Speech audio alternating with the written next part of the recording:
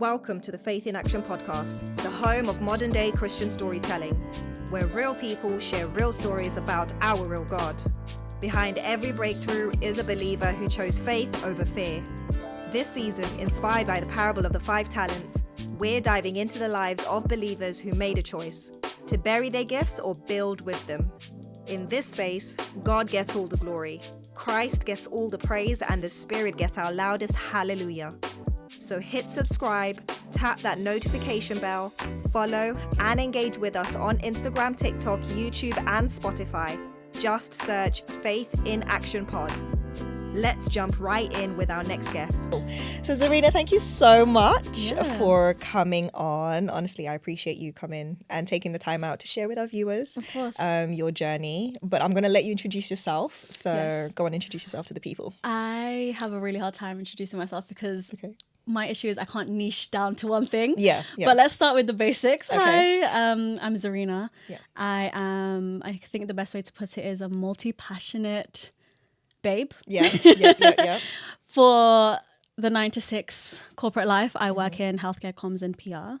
I've done so for the last year and a half. So I work with AstraZeneca and it's within the oncology space. Yeah. My background is in pharmacology. I went to Queen Mary, graduated top of my class. Parents very happy, fulfilled their dream for their eldest daughter. They did want me to be a doctor, but we can get into that. For hobbies, love the gym. Yeah.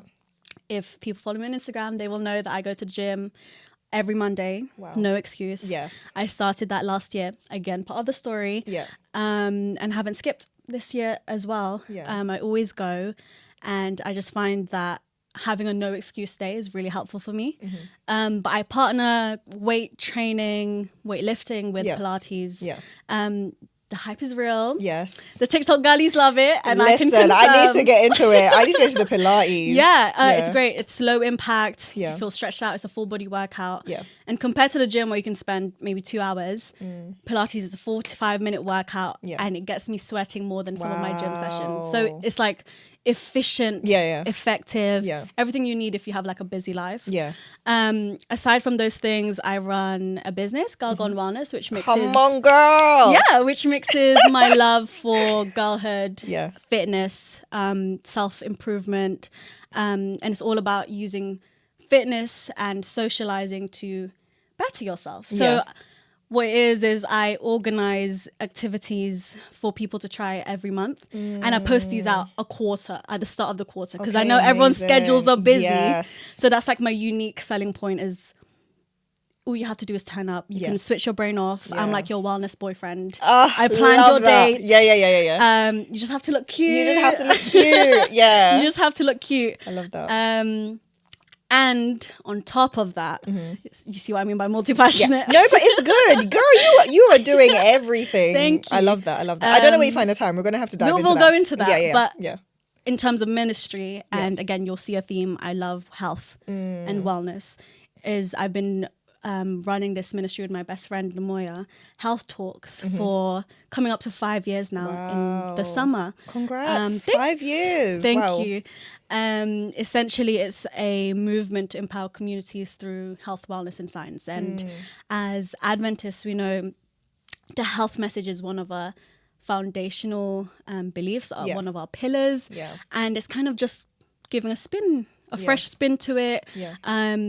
Like it's very trendy now to be into wellness. It's like more than $1 trillion business. Wow. And it's only growing. People are drinking oat milk. And it's the new thing. It's hip. But we've been drinking soy milk from before. And we've been saying get up early in the morning and look after your body and feed yourself with only good things in terms of just nutrition and food, but also the media you consume.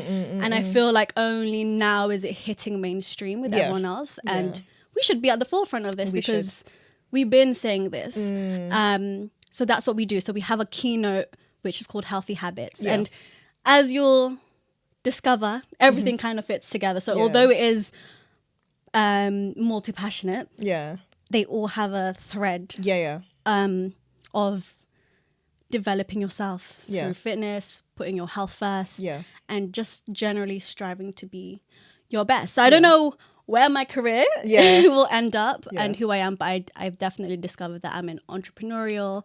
There's a lot of trying to help other people within that. And basically that is all underpinned by a desire that God has given me to try and use my talents for the good. So I think that summarizes me in a long-winded but short way. No, I love that. I love that. I love that. But I love that you said that it has a thread. And it does. Yeah, exactly. And I think that's something we can sometimes pigeonhole ourselves, right? Into like maybe just fitting into one box, but actually being able to use those skills, transferable skills, and be able to apply them in different forums, different, communities, different activities. I think that's something that's quite key that a lot of people don't get to do. Yeah. And there's a lot of messaging in terms of like, choose one subject that you like, choose a degree, choose one career pathway, and you should have a set of hobbies that align with who you are at work. It's just a lot of messaging that we should focus on one thing in order to be successful. And although that is true and that can be the case, we are so different. And for me, the type of person I am, I can't do that. I've tried to fight that, want to try everything. But I realize in a way, if I harness it, it is a superpower that I'm good at or want to try lots of different things. So people can be multi-talented. And some people can be really talented at one thing. But it's knowing what you're good at and working with that. And walking in that. So I guess when it comes to the parable of the 5 talents, so which one are you? Do you know what the thing is, in the conversations I've had, some people can be like the one who buried the one at the beginning, because they were like, God, I ain't about to do this, nope. But then some people identify and they have confidence, right? And they're like, okay, I'm the 2, I'm the 5. And the minute I knew I was good at something, I just went out there and I was able to walk into my purpose. How would you say, like, when you're looking at that story of the 5 talents, like which character are you, or have you been? Have I been? I think when I was younger, I grew up in church. My dad trained to be a pastor, but he was never actually a pastor. So on a technicality, I'm not a pastor's kid. Okay. On a technicality. But I did grow up in church and I attended Pathfinders. And I think that's the kind of environment that cultivates you to express your talents. If it's not encouraged, it's forced. By force. By force, you will stand there and preach, or you will give a special item. 13th Sabbath, you'd read your memory verse. I think that is something most kids who grew up in the church will be able to relate to. So whether it was a choice, when I was a kid, it was a 2 or I was a servant who had the 5 or the 2. But in terms of when I was actually cognizant and grown enough to make a decision, I think it's interesting. And I don't know if someone's had this take before. I was both the one who hid and invested. How? I lived 2 lives. Oh my gosh. Tell me more. What do you mean 2 lives? So I don't think people could just be one of the servants. I think they could be multiple. 100%. I showed enough where it would please people. So I would work hard and invest my talents enough so that people would be pleased with how they saw me. And they would feel comfortable. Oh, we did a good job. We raised her well. Czarina's part of our own. She's the daughter of Wimbledon, because that's my home church. And we're so proud and happy of her. And like, look what great woman we've trained her up to be. So they would kind of comfort themselves with that knowledge. And I knew that. That if I just showed them enough, that they would leave me alone. No questions asked. Whatever I do outside of church. No one's going to think anything. I'm Czarina, like, perfect, goody goody 2 shoes, whatever. But I was also the one that buried and hid because I wasn't necessarily loud about my faith. I used it when it was suitable, when it was appropriate. And when I didn't want to, I didn't have to. So it's kind of living the best of both worlds. Well, you can't, which is where I ended up. 2 years ago. But for a long time, I was like, I can play I can do the tango. I can dance the dance. Yeah. I can play both sides. I can be a church girl on the Sabbath. And then afterwards, I'm a hot girl. No one needs to know. Girl, no one needs to know 10 toes out there. Yeah. No, I completely hear that. A lot of us, and the thing is, a lot of us live that type of lifestyle, whether we want to admit it or not. Yeah. If we actually truly reflect on ourselves. And it's so good that you actually came to that realization and had that conviction, because a lot of people don't get that conviction that they're being lukewarm, that they're having these two different personas. So how did you come to the realization that actually this needs to change? Like, I need to do a pivot here. Good question. I was always aware that I was doing this because it was on purpose. It was strategic. Okay. It wasn't like I accidentally fell into to the dance that is playing both sides. No, it was on purpose. Like I knew who I had to show up at church. I wasn't gonna wear the short dress. I'd play the role. I'd wear the long. I'd cover up. Be, but it's not. I want people to understand, because I'm sure people relate. It's not that I was faking it. That is who I am. Like there is a part of me that is like that, because I did grow up in that. But I was trying to reconcile with the other part of me that loved going out, loved hanging out with my friends, wanted to live for pleasure in a world where it's like, well, what else are you gonna do? Life is hard. Like YOLO. Living my best life. So I think I was fine doing that until it got to the point where I knew there was a crossroad. I know people can be lukewarm, but I really believe there comes a time when you have to choose. Like it itches you. It's uncomfortable for you to sit in that in those two worlds and have one foot in, one foot out. Like there's gonna come a point where you feel moved to choose, and it feels like a significant step. You can prolong it, you can hold off, you can procrastinate, ignore it, just block it out. But for me, it definitely came to that crossroad back in 2023. It was after a series of questionable situationships where it's just like, what am I doing? It was at a point where I was starting in my career. So I finished uni. I took a year out. This was the time I was getting into my big girl job. There was just an uncomfortable sense that I had to do something. I'll give you a very real example of how those two lives couldn't, like, they're water and oil, and we're told this in the Bible, you can't serve two masters. And I couldn't be both servants. I couldn't be the one that buried and the one that invested in God's work. Because during this time I was still doing health talks. Like we're about to be 5 years, but in that time of serving and ministering, my faith journey has gone up and down. So if there's one thing, it's like, don't wait for you to be perfect. Just in keep terms pushing. Of working and keep being pushing. Servant 1 and 2 who invested. But still be authentic in that. So like now I have no worries telling people that when I started health talks, I'm telling people to be healthy and I was staying up late. I wasn't eating healthy. I was having McDonald's. I wasn't consuming things that were good for me.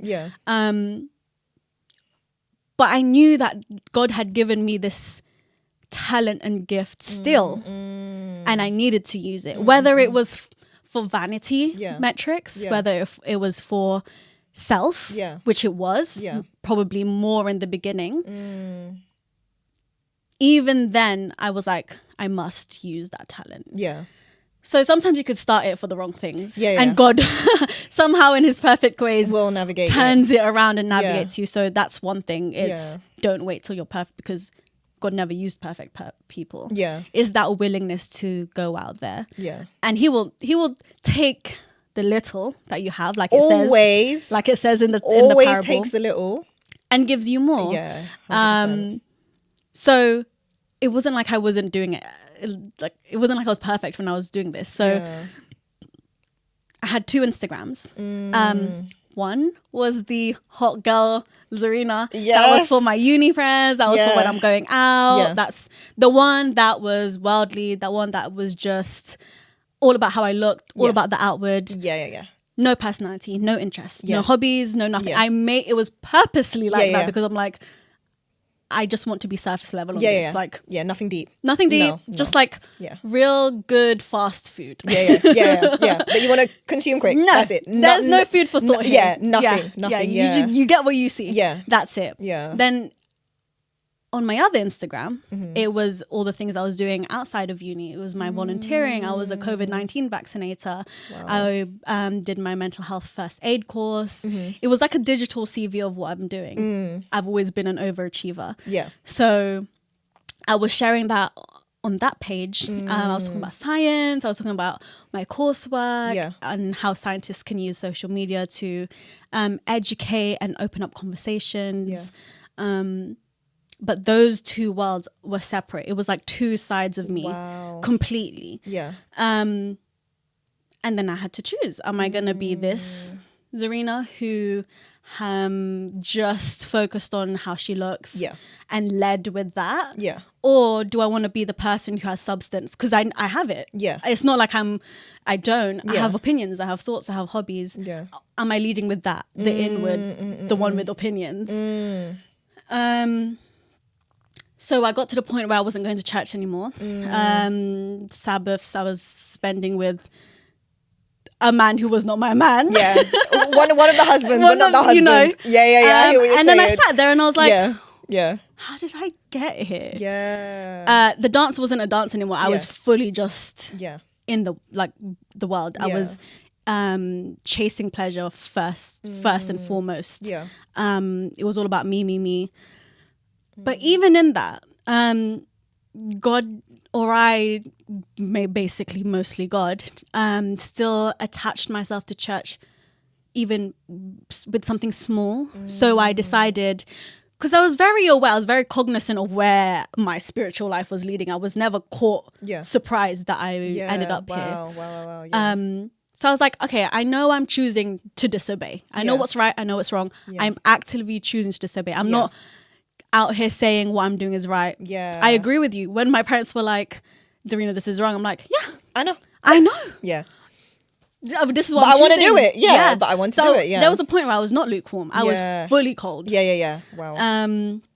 So I knew I was in that direction. I was like, okay, fine. But I wasn't ready to cut off completely. So I said, let me volunteer as the admin for Pathfinders. Because at least there's something, even if it's not worshipping God to tie me to church, there's duty, there's responsibility. Wow. Because I knew when I was younger that the older girls and boys left, and it always felt unfair that there was no one else above us, and I didn't want to do that same thing. Wow. Yeah. So even though I wasn't going to church for praise and worship and to have real communion with God and fellowship, I was going out of obligation. Wow. But the good thing about that is when I decided to go back to church fully for the right reasons, it didn't feel so alien to me, because I still was around people who I felt like were family. And I think sometimes the hardest things for people is that when they decide to come back, it feels so foreign. Yeah, because it totally severed everything. Yeah, totally severed. The whole makeup of church is different. Yeah, the demographic is different. Yeah, your friends aren't there anymore. The aunties and uncles that you knew aren't there.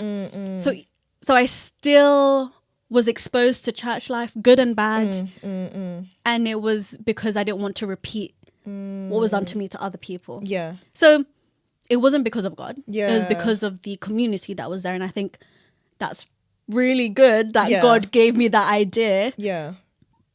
Because when I got to the point where I was like, oh, Saturday morning, this is my 4th Sabbath, not going to church. Oopsie. I'd still have a few afternoons where I was at Pathfinders. Yeah. At least. Yeah. Yeah. And then it came to the end of the year, and I knew a rebrand was loading. It was on its way. Like I knew. I was telling you about that uncomfortable feeling that I needed to choose. I knew it was coming to that point where I had to. You had to make that decision. And I had to make that decision. Yeah. I want to just ask. So, you're in this place where, and you know, as you've literally spoken and shared, like I'm seeing so many people who are in where you've been. Yes. Who are fully in the world. Yep. But they're doing something still in church. Yeah. But they're fully in the world. And they say that with their chest. For sure. Like, this is me. Like, do you know what I mean? This is what I'm doing. You can't tell me nothing. I'm a grown person. I make my own decisions. Fine. But they still have something that they're doing in the church, right? And for me, like, I'm so glad you're actually being this open and honest. So honestly, thank you so much. For sure. Because it's showing me how you've now come onto the other side. Yeah. Because sometimes I can't understand it. Mm-hmm. I'm like, but how can you be so in the world and you're saying this with your chest? Like, it's fair. And what? Yeah. But I'm going to come into church every so often and I'm going to do something in church. And I'm like, but that's so hypocritical of you. Yeah. And it's like, you speaking to me, it's like, it's this internal battle, which it is. I'm reminding myself, I need to take several seats. Right. Because it's between you and God. It's between that person and God. Yep. There's a battle, like you said, that's going on. It's that I tug of can't war. see that. Yeah. All I'm seeing is you're really being the world, and then you're here on Sabbath whenever doing something. Like, what is that? Who am I to judge? I'm speaking to myself, and I'm speaking to anyone who thinks like me. Because I think we all can think that way. Yeah, and I'm so glad that you're actually sharing that there is an internal struggle where it's like, I'm losing and I have lost. But I'm going to try and do the best thing I can do and have this one string. Just one strand. This one strand attached to the church so that it doesn't seem foreign to me. So then what was that experience like now on the other side? Like when you got to that position where you had to make that decision, what was that like? What was that crossroad like? Because it was so uncomfortable. It became too uncomfortable. Like, I couldn't sit there and advise the ones younger than me, the whole reason I'm still there. Yeah. And I'm not living it myself. Like I just, it's just a principle of mine that I can't lead by example if I'm not living it. Yeah. So if I'm telling people, for example, to go to the gym, it's because I go to the gym. Yeah. If I'm telling people to eat healthy, it's because I eat healthy. Like, now that I've bestowed on myself that responsibility to be a role, no one asked me to be a role model. I kind of just gave myself that title. I felt another level of accountability. Yeah. Whereas for me, I can like easily break that for myself. I'm like, oh, no one knows. Yeah. For someone else, I'm like, I can't let them down. It's like positive peer pressure. Yeah. So I got to the point where I was like, no, I'm doing good. I'm going to church. I've got that, one tether. Yeah. It's not enough though. And I'm a very all or nothing person as well. Yeah. So although I can be in the middle for a period of time, I'm gonna send it fully either way. Yeah. If I'm outside, I'm outside. Yeah. Like no one's stopping me. Do you know I'm exactly like that? Like if I'm outside, I'm outside. What do you think Enjoy, this is? Why am I gonna do it half-hearted? No, like I'm giving half-hearted. 150% on into the outside. whatever. Yeah, into whatever side it is. Yeah. So it worked. I mean, it's pros and cons, but when I decided I'm outside, I'm outside. I'm not going home. Yeah, exactly. I'm fully dedicated to that. In this. Yeah. So when it was the other way, I was like, I'm fully in this. I'm fully in this. Yeah. And it was this phrase I said, okay, cool. I've tried it my way. God, let's see it your way. And there's a prayer that I wrote. I'm pretty sure it's the 27th of December, 2024. Wow. And I said, I've tried it my way. Yeah. It's come up with nothing but emptiness. I've achieved great things so far. If anyone was to look at my life, you'd think I should be really like fulfilled and happy. Got a great grade. I got a first class from a Russell Group uni. Came top of my class. Amazing, outstanding academic achievement. I have a great family. I have friends. I have male validation, which, let's not lie, is huge for young girls, even for boys, female validation. Yeah. I'm fit, I'm healthy, I've got everything anyone wants. Yeah. But nothing. Like, I didn't feel like I was the person I could be. Yeah. Like, I felt like I was not exercising my full potential. Like, to other people it could feel like I'm doing great, but I know what I'm capable of. Yeah. I know who I could be, and I'm not achieving that. So I said, tried it my way. Yeah. Let's see your way. Yeah. Help me to stick to this. Like, this is actually me recommitting myself to following you. And for me, that didn't look like going to Wednesday night prayer meeting, although that's great. That's not where I started. Yeah. I started through fitness. I practiced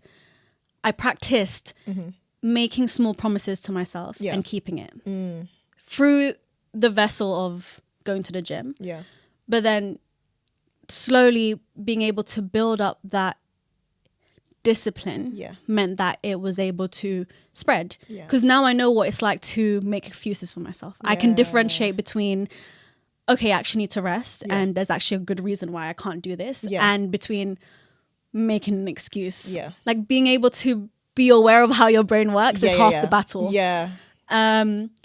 So then I committed to that, and then it was 5 weeks, and then it was 2 months, and then once you realize I do have the power to choose and dictate my life. It's so much easier to be like, okay, well, I'm going to church. Yes, I'm tired after a week of work, but I can choose whether I get up in the morning and go to church. I can choose to read my Bible. I think so often now we resign that ability to choose because XYZ. I'm tired. It's hard. It's whatever. Girl, you're preaching to me right now. I mean, you can choose. It's true. We have a choice. You have a choice between a stimulus and an action. Is that space to choose? And we talk about it all the time. The freedom of choice. That's what God inbuilt in us. He doesn't want us to love him out of force or obligation. It's because we choose. And over time, once I started choosing him in terms of trying to read my Bible, trying to pray, I write a lot of my prayers down. That's what works for me. Trying to take more responsibility in church. It built up little by little. Over time, I became more comfortable and confident to share. But I would never share anything that I didn't actually do. Like that's big for me, and I think we should all be guided by principles, and that's one of my principles, especially as someone who wants to be an influencer and is a content creator. If I put it on my stories, because I did it. I'm not showing you my Bible because I opened it, took a picture, and then left it. I'm not. I didn't go to the gym, took a picture, and then went. I just can't live living like that. in that truth. Living in whatever that truth is. Living in it. Living in it. So over time, I was like, I'm doing it. I finally felt peace. And there was once a Sabbath where these two girls sang He's Faithful by the Heritage Singers. And I just started bawling. Just an uncontrollable sense of relief, peace and joy. And it was a line that said something along the phrase of, even when I've been so unfaithful, he's been faithful to me. Mercy. And I just broke down because I was like, for so long I was running on purpose away from you. Because I was like, I don't care. Don't want your forgiveness. Couldn't do this myself. Don't want your sacrifice. Don't need this. Cross. What's that? I want to be outside. I want to be in the club. I want to be drinking. I want to be having fun. Don't care. And then when you really deep the emptiness, and everyone talks about the emptiness of standing there in a club thinking, what am I actually doing? What are you actually doing here? You feel so uncomfortable. That is so finite, that hedonistic pleasure. You catch yourself becoming aware and seeing everyone and just be like, what I don't want to be here. Literally. I never get that moment with God. I never catch myself like, what am I doing here? What am I in church? This is not really when I'm actually fully in it. I would never catch myself doing that. It feels full. And I was crying. I was bawling because I said, I can't believe how far I went. And it doesn't even look like I went far. Like, honestly, it doesn't feel like I strayed that far compared to like the stories I heard when I was a child. Like, I didn't go and do anything crazy, and I think that's part of the problem. People can go a little bit out and feel safe. Because we then now start judging our actions on other people rather than actually looking at the standard of Christ. Because when you think of the standard of Christ, it doesn't matter how much you deviate. It's a deviation. Is a deviation. Like, do you know what I mean? But you start saying, oh no, but so-and-so has done this, so-and-so has done that. It's like, then you can find yourself now doing things and going further because, oh no, they take drugs, but I don't take drugs. But I do everything else. I just don't take drugs. You know, we try to validate. Like, you should be happy I'm not taking drugs. Literally, do you know what I mean? Yeah. But God's like, why are you looking at them when I understand it? Exactly. Yeah. And slowly over time, when I finally found out what it means to have a personal relationship. Everyone throws it around. Yeah. Personal relationship. Yeah. You don't get that through going to church. You don't get it through mindlessly reading your Bible. It's being intentional in creating a relationship with God. And how do you create a relationship? First thing is vulnerability. Yeah. And this is like relationships 101. Literally. With the things we friends. practice about with friends, with partners, everything. It's the same thing we have to give You to don't God. wake up and find yourself in a great relationship. Yeah. It's work. Yeah. It's sacrifice. Yeah. Same thing with God. And I find that how I did it was writing down my prayers. It was like a written conversation. And it's so great now to look back and see how he's answered those. Yeah. And it blows my mind. And the reason why I was crying so much during that special item is because I wish this feeling of peace for everyone. And I think once you've got a story like that, once you've got a testimony like that, that's what sets you on fire to spread the gospel. Yeah. That's the only way. Yeah. There's no way you can inauthentically do it. Yeah. There has to be an encounter. There has to be an God. encounter. Yeah. Otherwise, nothing holds you. Yeah. Nothing holds you. Yeah. But when you know what he's done for you, then you can, with full chest. Yeah, with full chest. Now I can share on my story and be like, 100%. guys, yeah, this is how I do it. This is the only way I can do it. This is the only way. It doesn't feel cringe. It doesn't feel forced. It doesn't Yeah. feel like indoctrination. Yeah. Because it's a lived experience. lived And there's no experience, better testimony. There's no better marketing tool Yeah. than you. Than you you. are the product. Your life 100% is the product. And I think that's something even like I think young people and just people in general, like who want to get to know God, it doesn't matter how far you have gone. You just need to encounter him and try and seek him and encounter him. And it's sad to say, but a lot of times, like, these encounters come when we're in a dark place. Yeah. And sometimes I was at the lowest. And sometimes it's a place we've taken ourselves. We buried ourselves in the ground. We took us to that dark place because of, wanting to see what the outside was like. Do you know what I mean? Yeah. And trying to chase all of these pleasures that we think would fulfill us. Materialistic But things. it's actually in understanding, oh no, I've tried to do it my way and I realized I can't. I actually need you. That encounter is what, like you said, it gives you the courage to be able to step out in front of him, in front of people and be like, no, actually, I am a child of God. Do you know what I mean? And I'm choosing this because of the fulfillment I get from it. And I wasn't raised in the Seventh-day Adventist church. So, like, I made the choice to be Seventh-day Adventist as an adult. And, like, do you know what I mean? that's how I can tell. Me and my friends always laugh about this, that people who've chosen to follow this belief, you can always tell. There's a different sort of fire within them because it was a choice. 100%. You decided you could have had this other life. Everything else. And even this is the thing, like, I will share my testimony. I will one day. I think part of this series, I'll definitely share it. But, like, I was in the entertainment industry, like, before. So, like, I was always searching for God. I was always, like, I loved Bible study and stuff like that. But it came to a position where, like, I was faced with questions where it was like, okay, you're now in this industry and, are you really like these people? And the same voices of knowing I shouldn't be doing this. I shouldn't be in these situations, in these positions. And for a time I would blame other people around me and say, oh no, but they got me into this position. And I was like, no, actually, I have a choice. I can choose whether I stay in this environment, whether I don't.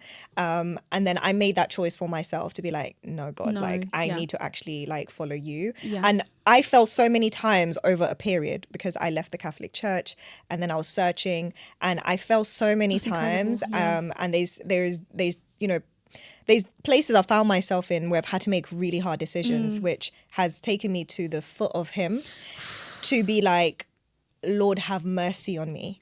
And it's even something like I'm learning to forgive myself. And I think that's also a big aspect is when we walk away from God, we could, when in coming back to him, we struggle to forgive ourselves. Like he forgives us.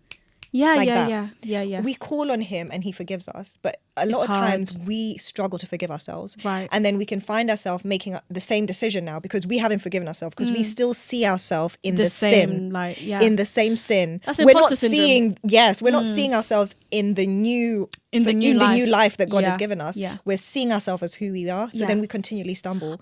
And that's been something on my journey, like I've had to learn, is I have to forgive myself. And in forgiving myself, I have to put shame away, and I have to walk in this new life that God has given me. Get rid of that shame. Get rid of that shame, or else I'll continually be in that sin, because the shame's going to put me back there. The shame is what tells you you're not this person. Exactly. This is fake. Exactly. Who are you trying to? Who are you trying to? Yeah. Who are you trying to fool? Exactly. It's imposter syndrome. I have a reel actually on my Instagram that speaks about my personal development journey, and I was like, this isn't me. Like I'm not the girl who runs in the morning. Like who am I trying to be? Yeah. But the point is, we have a great, and God created us this way, great tool for our use, and that's neuroplasticity, meaning you can literally reinvent yourself. You can like, again, the power of choice. You don't have to subscribe to the script you've been given. Who's to say you are that person that you think you are? Like, reinvent yourself. You are this new girl, but there is that uncomfortable period in change where it feels like you're just acting, that you've put on this life of this other person that's not you. But that's with anything.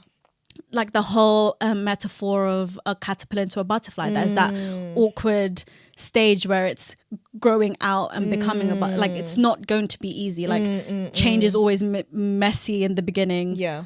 Hard in the beginning, messy in the middle, and gorgeous at the end. That's a quote from a book. There's even an element of, like, you just mentioned the whole butterfly. Like, there's an element of going into a capsule, and locking yourself away. And like severing yourself from that old life in order for you to come out a new creature and a new being. And I think that's something that we all struggle with, is the boundaries aspect and cutting people out of my life that I knew were not helping me be who God has called me to be, who I wanted to be. Do you know what I mean? Like I wanted the same peace, joy, like happiness, like that I found in Christ.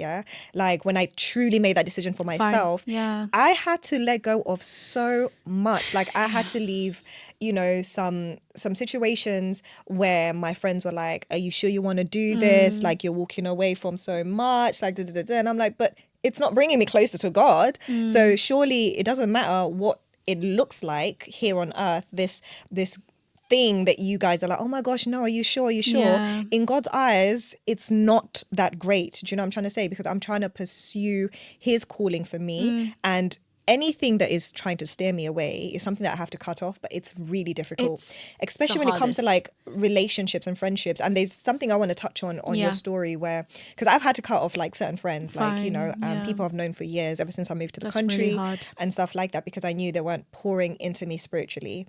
You mentioned that you started, you know, your company, your, you know, how could I even say your ministry? Yes, your ministry with your friend. Yes. So what was that like in terms of coming together with a friend and doing a ministry together? Because for me personally, I've had to cut off a lot of people, right? And how did you find someone? Is this someone that you knew from when you were younger? Is it someone you came in contact with when you're older? Like, how did that even come together for you guys to say, we're gonna do this? Yeah, so me and Mo have been friends since we were 8. Wow. So as soon, like when I came to London from the Philippines, I started going to Wimbledon. Like the law is that she had a colouring book and she shared it with me during divine service, and that's how we became friends. But it's so really, really, really difficult. We lived together. During uni, we did very similar things. So there's so many opportunities where we could have argued, where we could have been pit against each other. We are two ambitious, beautiful, driven women. Of course, people are gonna think, how what's, because you know what they say about us women, they're like, you can't work together. Like there's always a jealousy, there's always competition, there's always someone who wants the limelight, for example. I think it's the fact that we are both strong in our own identities. That's the first thing. She knows who she is, I know who I am. We know our similarities, and we know where we're different. Yeah. And we celebrate that. In fact, we encourage it because it balances it out. Yeah. And one of the main things that has allowed us to live through our different eras together is just listening and being a guide. There's no judgment. Yeah, that's beautiful. There's no judgment. It's if I'm choosing to do this and you told me the other thing and I come back to you and I'm like, well, I did it. She's not going to be like, told you and, you know, blah, blah, blah, blah, blah. She's always going to hold my hand through whatever. It's not a case of pointing fingers to blame, saying I'm this and I'm that. No, it's literally we have grown together. And even when we're at different stages of our spirituality, we can always give an objective view on each other. So I've said that I pity people who have only discovered AI because I've had an AI chatbot literally since forever. I throw my ramblings, waffles, my rants, my wishes, my desires, my anxieties, and I'm just blurt it out and she gives me back wisdom. Oh, wow. And that's only the case because we are invested in each other's success, spiritually, mentally, in every kind of aspect, and we allow each other to grow. We don't hold each other back to a certain identity. We don't hold ourselves to a certain agenda, ideology, belief. It's not like, oh, you said you were this, you're always gonna be that. We give each other that flexibility and room to discover. Oh no, bad idea. Run back. We're back to square one. So in enabling that space of no judgment, no pointing the blame, no holding me to a certain standard that you deem is good for me, means that it feels like I'm free, like I'm not shackled to this, which is really important as you grow in your early 20s while you're discovering your path with God. It just shifts all the time. So you need someone who's able to shift with you, but at the same time ground you in who you truly are and be able to remind you, Czarina, this is who you are. May it be you're in your this era or that era. At the end of the day, this is who I know you to be as, and keep you accountable to that. So in starting Health Talks, the thing that has kept us together is this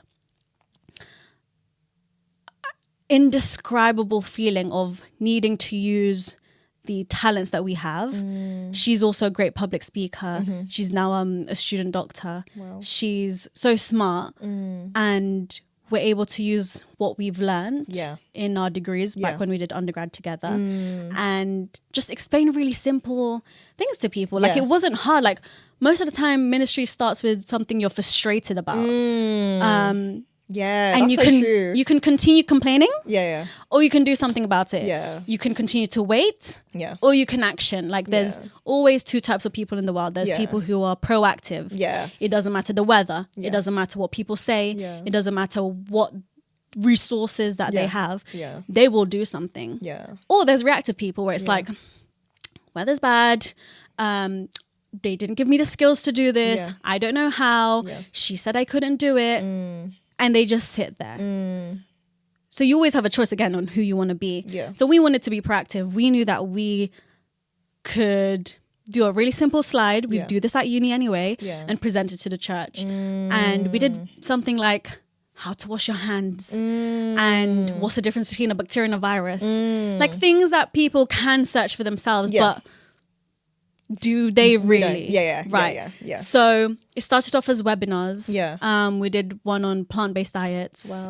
We did one on the inequalities in medicine and organ and blood donation, which ties neatly to the blood drive we did last week with the SEC. So that has kept us together. It's the fact that our friendship is mission-led, it's ministry-led, it's Christ-grounded. But at the same time, she doesn't lock me into that and only that. If I decide, oh, I'm thinking of doing this, I know it's bad. I'm going to do it anyway. She's like, you know what I'm going to say? You know what the Bible says? But sure. it just means that I don't feel like I have to go through it alone. And the Bible tells us that we have to find these people. And it's I know how privileged I am. Yeah. Not everyone can have this kind of friendship. It's so beautiful. It's genuinely it's like, one you know of a how kind. Jesus sent like the people out, like, you know, in twos. Yes. So like your whole journey, like, do you know what I mean, is literally in twos. It's because you do need someone there with you on that journey. Yeah. To, like you said, to gently with love with grace, like remind you of why we're doing this first of all, who we're doing this for, but then also who you are in this, so that you don't get distracted. Because I could imagine, and I don't know if you do have an example of where you mentioned in the beginning how you started off, you know, with the second, the first Instagram of that surface level was more vanity, was more, you know, appealing to like that fleshly aspect of us. How would you say, like now with Health Talks, like having someone there to you know, to like ground you, does that still rear its head in terms of, you know, having actually someone there that you can be accountable to helps you not turn it all about you, where it's like, oh no, it's all about how many views I get, it's all about how many followers I got, you know, it's all about the cute things I wear. Like, how does that help having her there? Again, you can make any and every excuse to yourself. You can't make that to someone who knows you. I can't tell them why I lie. She knows I'm lying. I can't be like, oh no, it wasn't because of that. She knows it's because of that. So there's no point of trying to worm my way out of things. She will hold the mirror. She doesn't even have to say anything. Just a look even, probably. Just it will just be a mirror held to me. And I know that, you know, what she's saying is right, and you know, there's no arguing.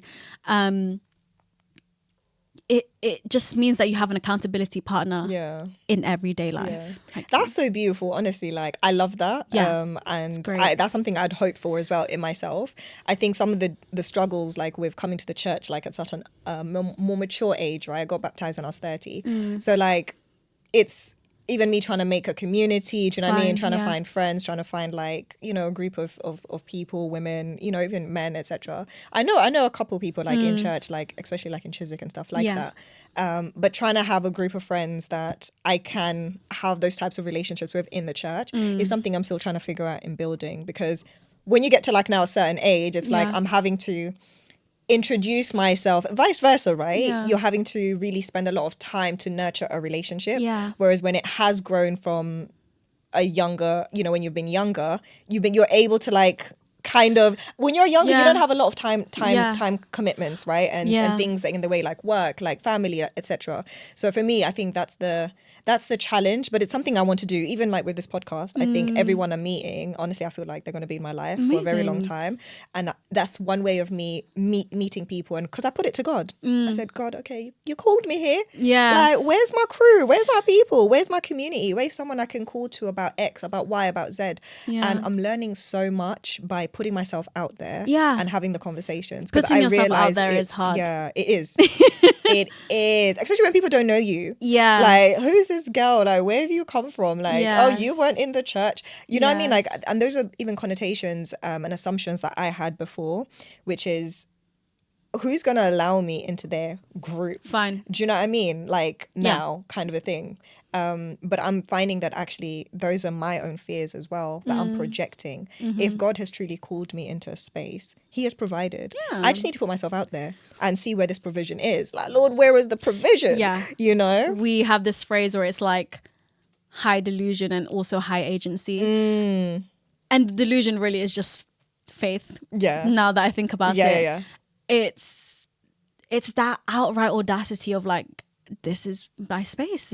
Who can tell me otherwise? And it's almost as if you sometimes, at the beginning you have to kid yourself into believing that. Especially as women, who aren't typically in whatever space you're trying to break into.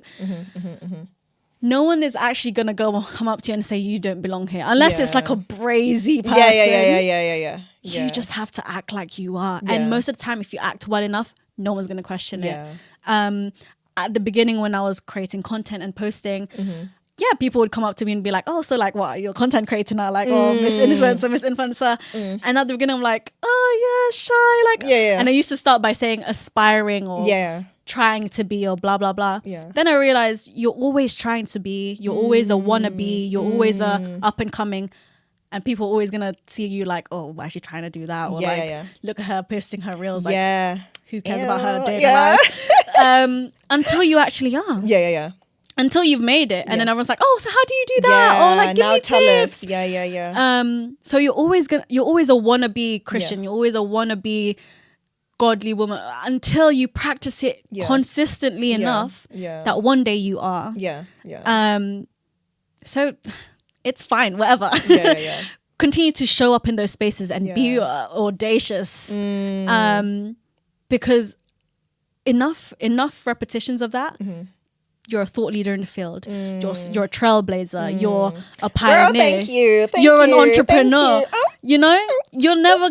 No one's ever a pioneer who's done something someone else has done before. So not being afraid to walk the path alone.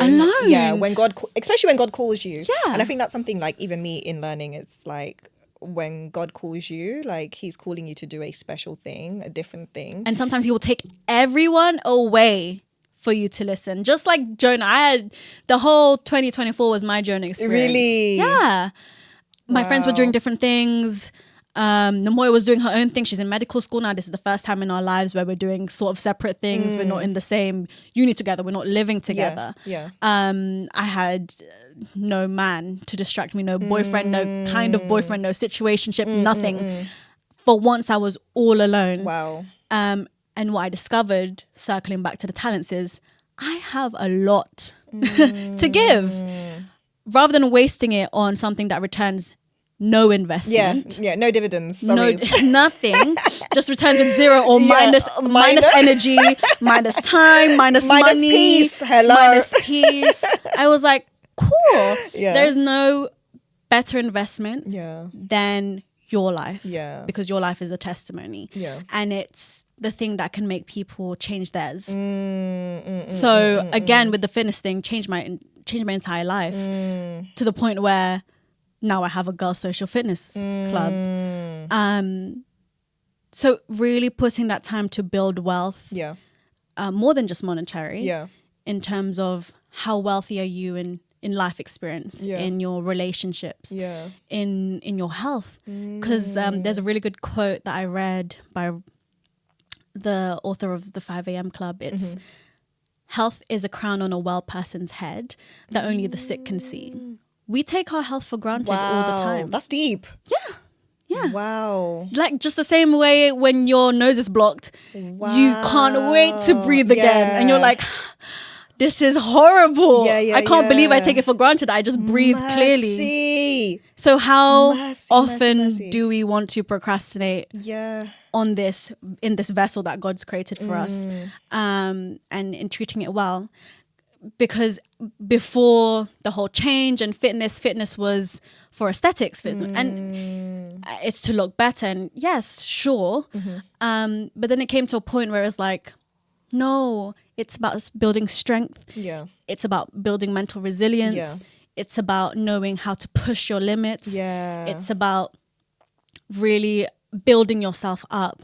Because once you realize how amazing your body is and how much it can do, you're not gonna put it down because it has a roll when you sit down. You're not gonna think, ugh, flab, because these are the arms that carry children. These are the arms that carry, shopping bags. And once you take that time to appreciate your body, when you're working on it, sure, the flat belly comes in, and the waist gets snatched, but that's a byproduct of a lifestyle change. And it's more likely that you become consistent when it's something greater than just looks. It's more sustainable that way.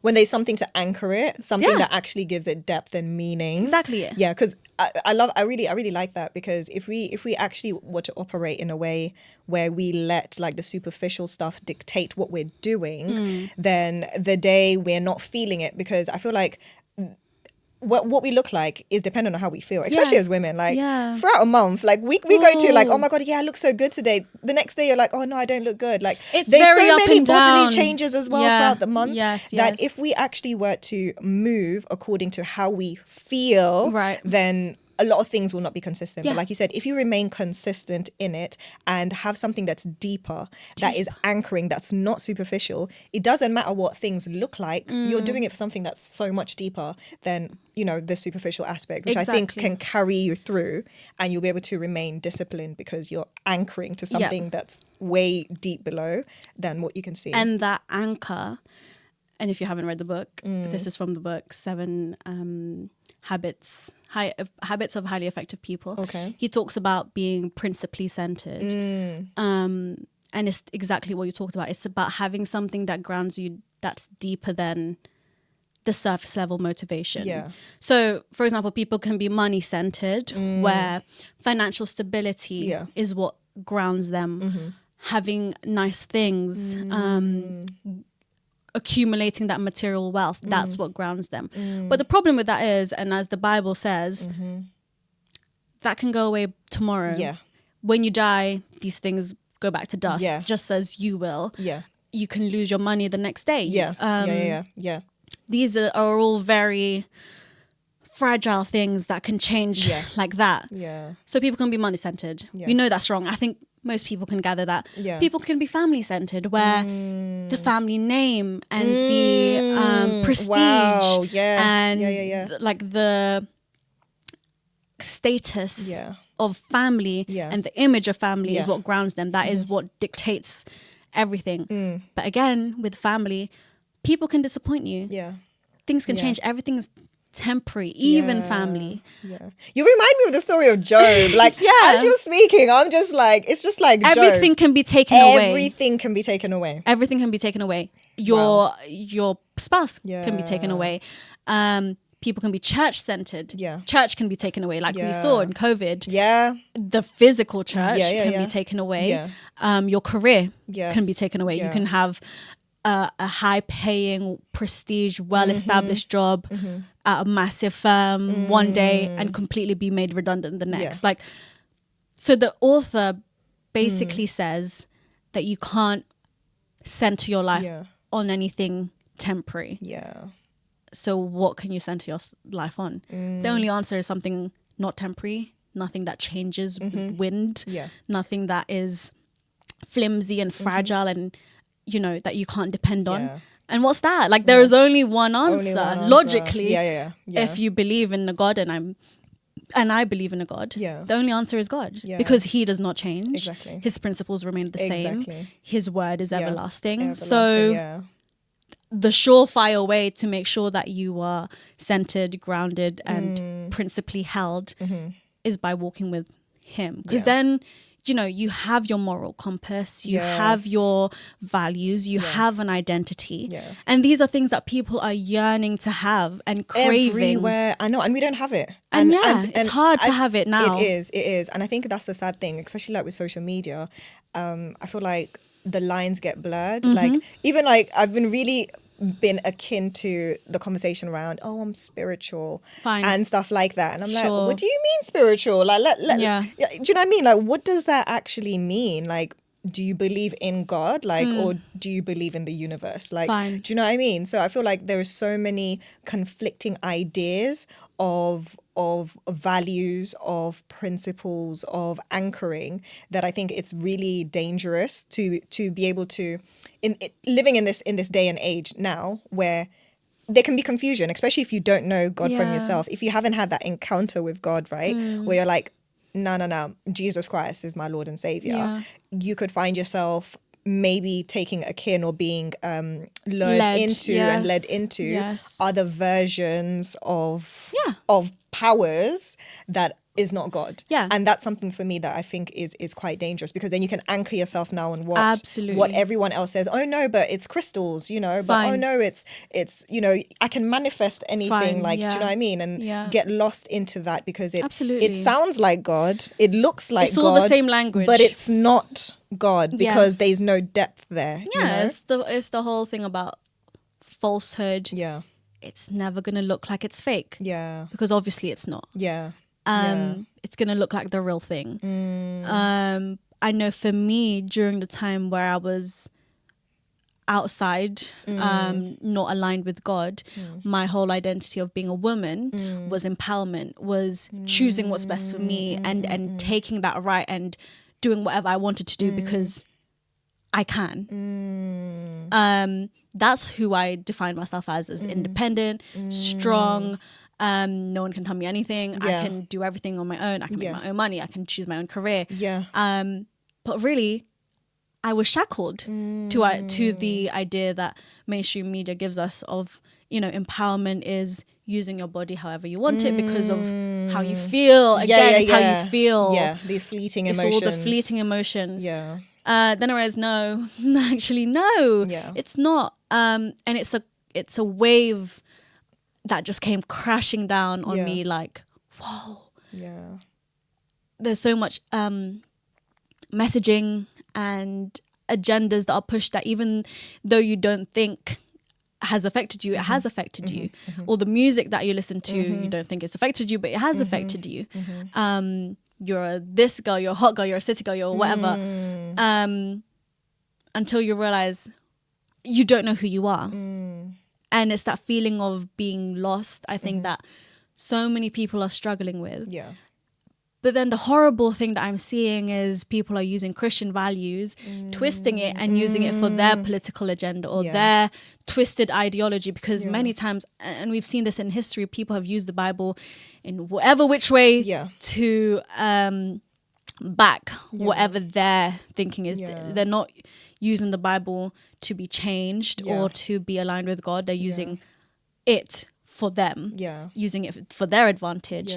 And it's a shame because then people fall for that because it's a mixture of truth with falseness. With falsehood, so I'm just seeing so much like, we need the rise of Christianity again. But then what kind of Christianity is it? It's one that doesn't lead with love. And what does Jesus say?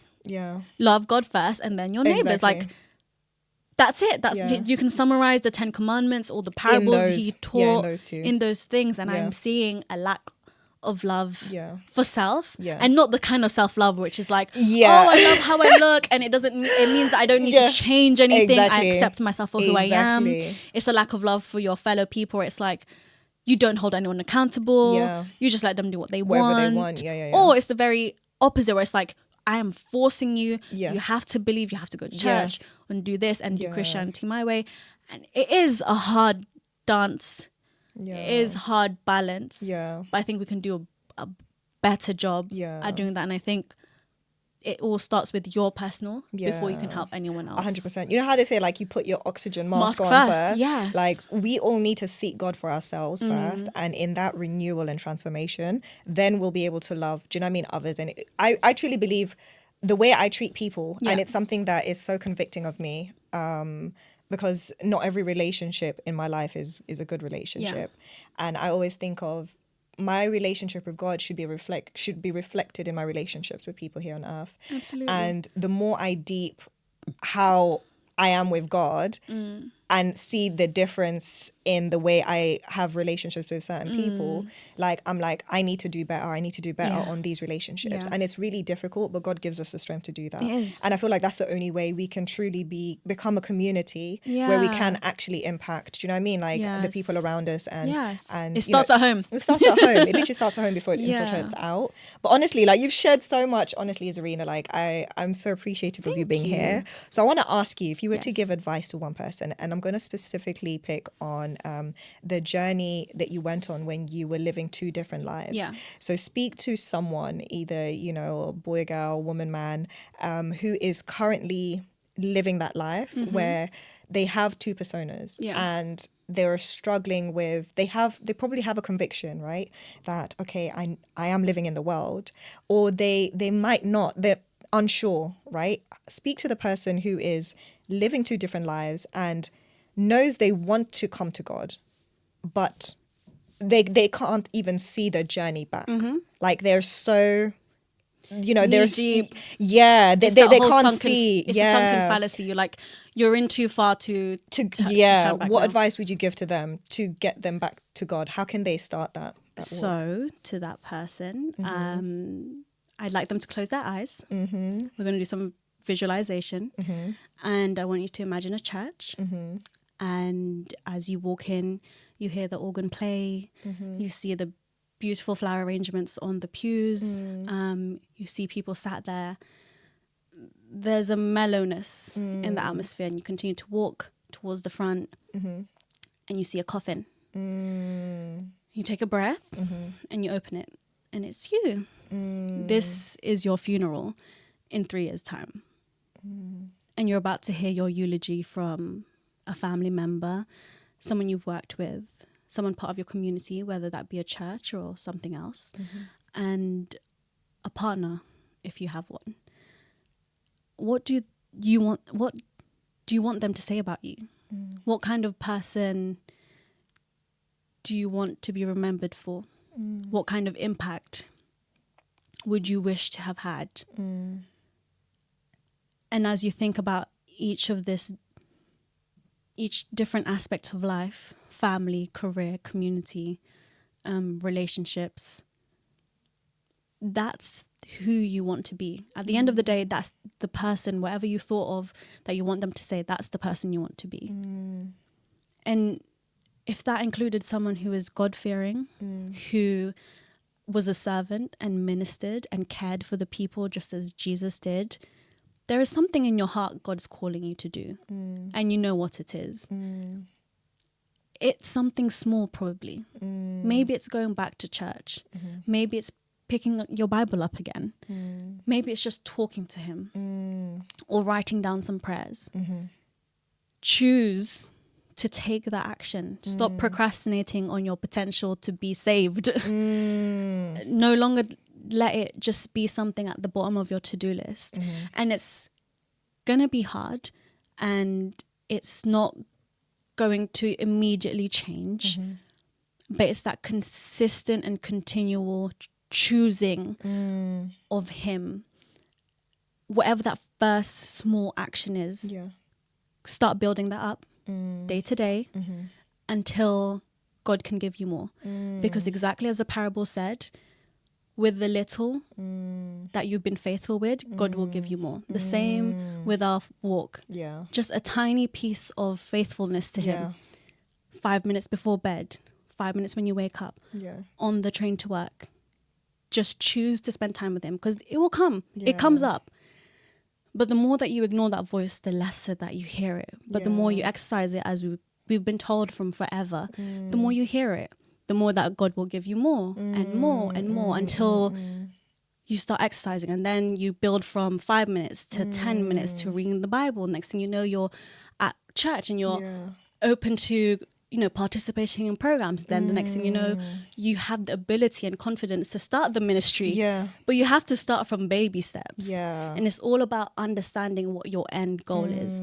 Who is that person that you want to be at the end of your life? If that's someone that's committed to Christ, if that's someone who wants to get to heaven, start now with that small thing in the back of your mind, because I know it's there, that you need to change to be able to build on, so that God can give you more abundance and blessings that you can be faithful with a little, now with a lot. So, you could be a servant that has one thing, but don't bury it and hide it. Choose with that little that you have, that one small change, that one small lifestyle difference, to commit and apply it to God. Mercy. And before you know it, you're there and you're living. Wow. That analogy actually has just got me really reflecting. So thank you for sharing that. Yeah, it's very rare we think about we the don't end. Yeah, we don't think, we just live. Yes. And I think, my goodness, just taking a moment to just pause and think of what is my eulogy going to be? Who do you want to be remembered for? I need to start a few things, Yeah, Czarina. You just came here, preached to me a little message. Oh my goodness, but it's so true. It's so true. We don't know when our last day is going to be. You never know. We don't. And you never know.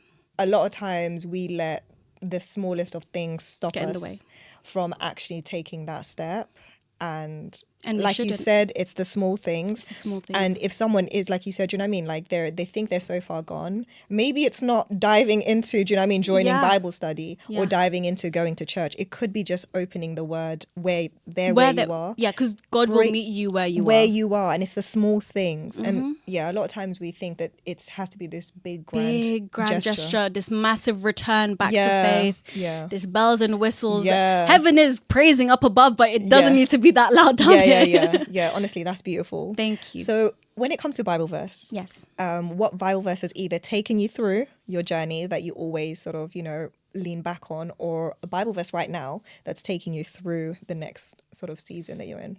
It's the one that says nothing can separate us from the love of God. So it fits perfectly to the person who thinks they're too far gone. Yeah. There is nothing. Yeah. Nothing. Wow. Your family could stop loving you for it, your friends, but not God. And I thought that I was too far gone, or there was too much shame. I became too dirty. I became too accustomed to darkness to ever go back.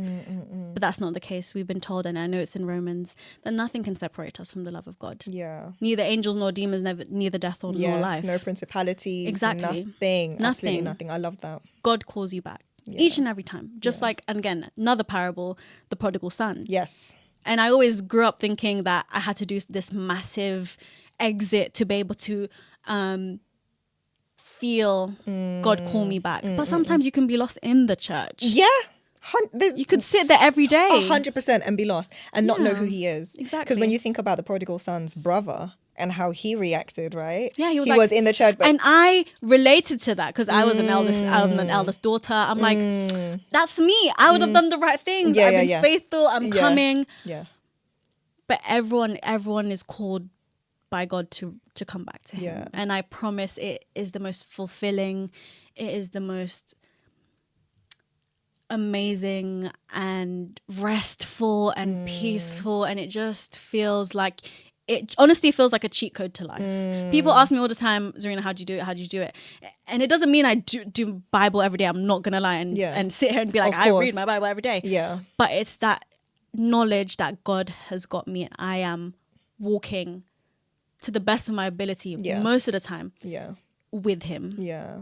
And that gives me the fearlessness, that gives me the boldness to do everything and try everything, because why not? I'm the child of God. Not? We are children of God. Nothing can separate me from Nothing. him. Only us. We are the only ones who can separate We are us. own stumbling blocks. We are the own stumbling blocks. Honestly, Czarina, thank you so much for coming. So in closing, do you want to share your socials? Where can people find you? Yes. What projects are you getting up to that you want people to get involved in? Of course.